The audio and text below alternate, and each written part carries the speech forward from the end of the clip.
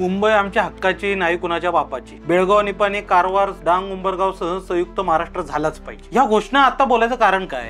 याचं सगळ्यात महत्वाचं कारण आहे मुंबईबद्दल मराठी माणसाला वाटणारा जिव्हाळा आणि संयुक्त महाराष्ट्राबद्दल वाटणारं प्रेम. मुंबई ही मराठी माणसाची मुंबई इतकी की मराठी माणसाने स्वतःच्या प्राणांची आहुती देऊन मुंबई महाराष्ट्राची राजधानी केली.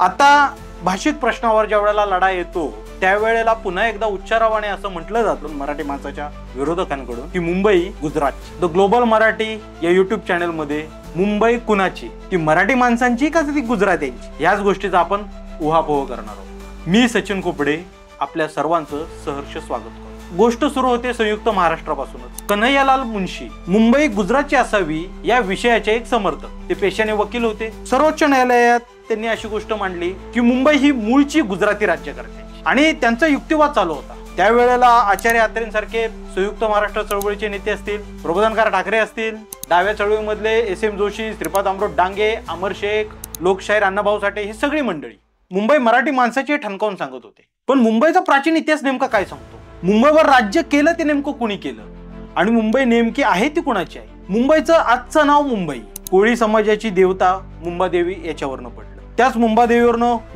मुंबाबाईवरून मुंबई, आणि आज तोच समाज मराठीच बोलतोय, गुजराती नाही. अगदीच सांगायची गोष्ट झाली तर इसवी सन 150 मध्ये टॉलेमी हा जो परदेशी प्रवासी आला त्यांनी मुंबईचं वर्णन करून ठेवलंय. त्यावेळी तिथे सातवाहन, आणि सातवाहन हे महाराष्ट्राचे आद्य राज्यकर्ते समजले जातात. सातवाहनानंतर तिथं मौर्य आले, मौर्यांनंतर कलचुरी आले, कलचुरींनंतर राष्ट्रकूट आले, राष्ट्रकूटांनंतर चालुक्य आले, चालुक्यांनंतर शिल्हार आले. या शिल्हारांची राज्य ही महाराष्ट्रभर पसरली. चालुक्यांच्या छोट्या शाखा महाराष्ट्रभर पसरल्या होत्या, आणि ह्या सगळ्या राजसत्ता ह्या मूळच्या महाराष्ट्रातल्या होत्या.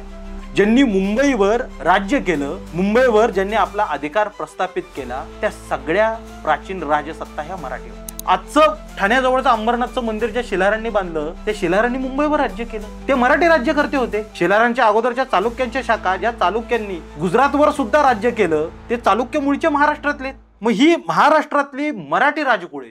अगदीच सांगायचं झालं तर 1346 ला ह्या शिलारांना अहमदाबादच्या सुलतानाने हरवलं.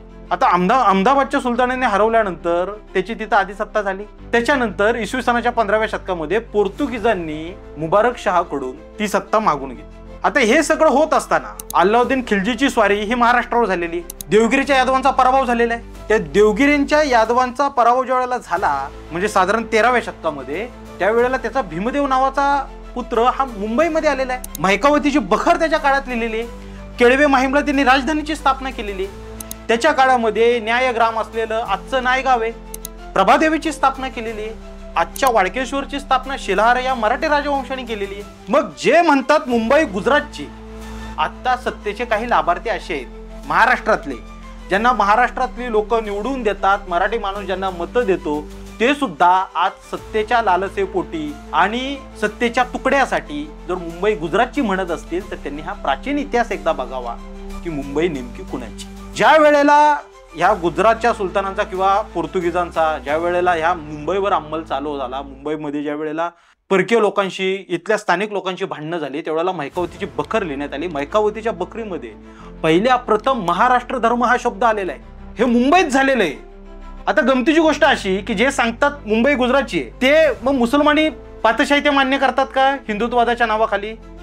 ज्या मुसलमानी बादशाहकडून पोर्तुगीजांनी मुंबई मागून घेतली, पोर्तुगीजांची राजकन्या असलेली कॅथरीन ब्रिगेन्झा, हिचा विवाह इंग्लंडच्या प्रिन्स चार्ल्सशी झाला.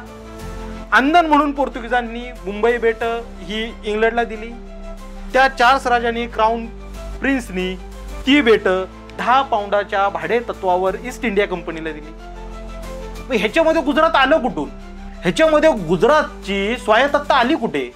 मुंबईवर राज्य केलं यादवांनी, ते मराठी कुळ. मुंबईवर राज्य केलं शिलारांनी, ते मराठी कुळ. मुंबईवर राज्य केलं राष्ट्रकूटांनी, ते मराठी कुळ. मुंबईच्या प्राचीन इतिहासामध्ये गुजरात आहे कुठं? ज्या ब्रिटिशांच्या जनगणनेने मुंबईच्या 5 मुख्य जाती ठरवल्या, त्याच्यामध्ये वाडवळ सुतार ह्या मैकावतीच्या राजासोबत, म्हणजे यादव राजासोबत आलेले सोमवंशी क्षत्रिय, यजुर्वेदी ब्राह्मणांची माध्यंदिन शाखा, सुतार, भंडारी, कोळी, या आज सुद्धा मराठी बोलतायत. ह्यातली कुठली भाषा गुजराती बोलते ते दाखवा.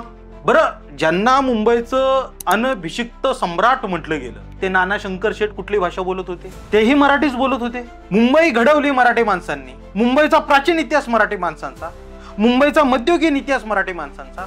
बरं, मुंबई मागून भिकेत मिळवलेली नाही. मुंबईसाठी मराठी माणसांनी हौतात्म्य मोजलंय. मुंबईसाठी मराठी माणसांनी आपले हुतात्मे दिलेत. मुंबईसाठी मराठी माणसांच्या पूर्वजांनी आपलं आयुष्य पणाला लावलंय. यावत चंद्र दिवा करो, मुंबई महाराष्ट्राला मिळणार नाही म्हणणारे काळाच्या पटलावर गायब झाले. आज मुंबईचं वास्तव हे मराठी माणूसच आहे, जे कालही होतं, जे आजही आहे आणि जे उद्याही असणार.